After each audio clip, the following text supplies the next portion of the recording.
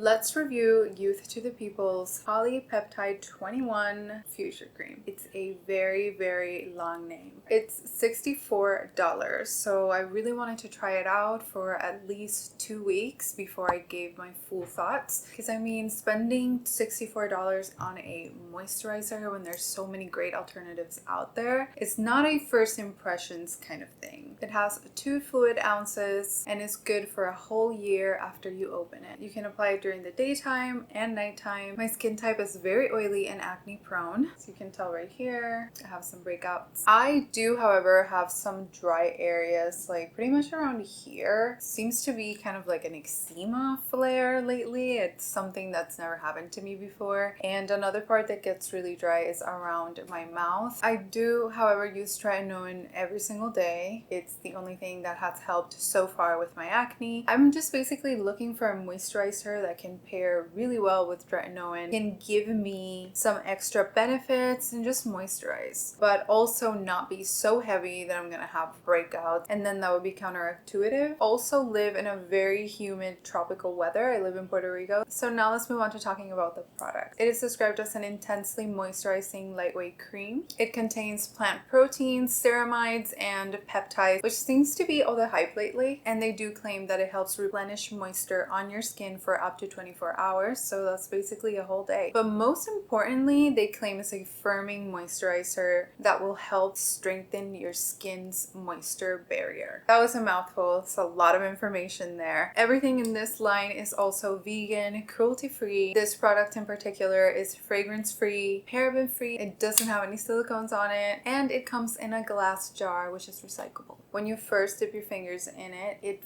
feels very silky, soft and creamy and super dewy. It's not really too heavy, but it's also not the most lightweight. It doesn't feel like a gel cream. It feels like a very moisturizing, lightweight, regular cream. No matter how much I rub it, I still feel it. Like, it doesn't really fully dry or set, which is a good thing for the drier parts of your face. But if you're really, really oily and you kind of like dislike the feeling of being greasy, then you might not love this as your daytime moisturizer. At night, this would totally work. When I use it on my face, I feel super hydrated. My skin just feels soft, smooth. Just like it overall had like a glass of water. Like, it just feels so nice. And I especially really, really love it on my neck. I feel like if I don't end up using it as my go-to moisturizer, it would probably be my go-to neck moisturizer, because I really think for the neck, it's perfect. You kind of want your neck to also be firm, so don't forget to put it on your neck. When I put sunscreen on top, it does not pill. However, this sunscreen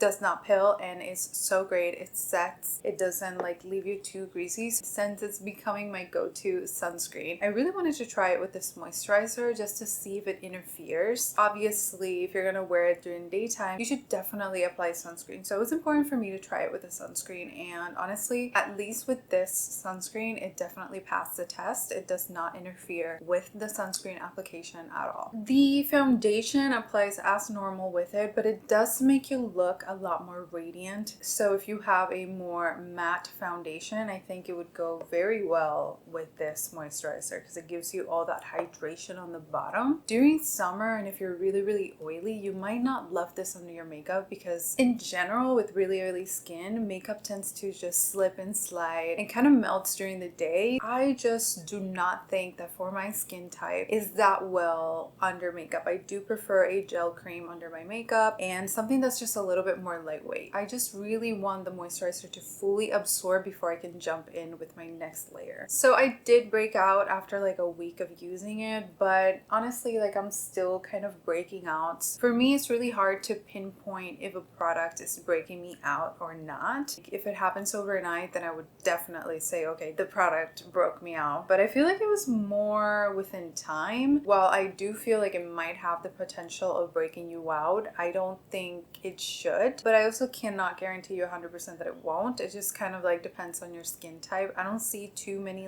heavy duty ingredients. But overall, if you feel it on your skin and it feels too heavy, it might break you out. It's really just a personal thing. For me, I did break out, but it could be other factors. I always break out. I don't feel like there's a time where I'm 100% clear of breakouts. Honestly, the simplest I keep my skin skincare, the better my skin behaves. What I've been doing is that I'm applying it on the drier parts of my face and leaving the areas that I do break out the most just moisturizer free for now, because I absolutely love it for my drier part. So I think maybe this is suitable for normal to drier skin types and not so much if you're super oily. I really wish that Youth to the People can actually just create a line more suited towards acne prone and not just like, oh, an acne prone could use it. More like, here's a moisturizer that won't break you out, that is super simple, it doesn't have crazy ingredients. I'm just kind of looking for that. I really want to find that perfect moisturizer that's more simple and that won't break me out. This one, however, is a very amazing formula. Overall, I do consider it a tiny bit too expensive. I use the Summer Fridays Cloud Dew. It's an oil-free moisturizer, and that one for daytime for me is just unbeatable for now. This one, like I said, I'm gonna keep using it just on my drier parts of my face, but I don't really think I'm gonna be repurchasing necessarily. And it just comes down to my skin type and my personal preference. If you feel like your skin is thirsty, dehydrated, and you love the brand, then yeah, this is definitely for you. If you have already a moisturizer that you love and you are very picky about it being too heavy, then maybe that it's not justifiable. So yeah, for $64, I 100%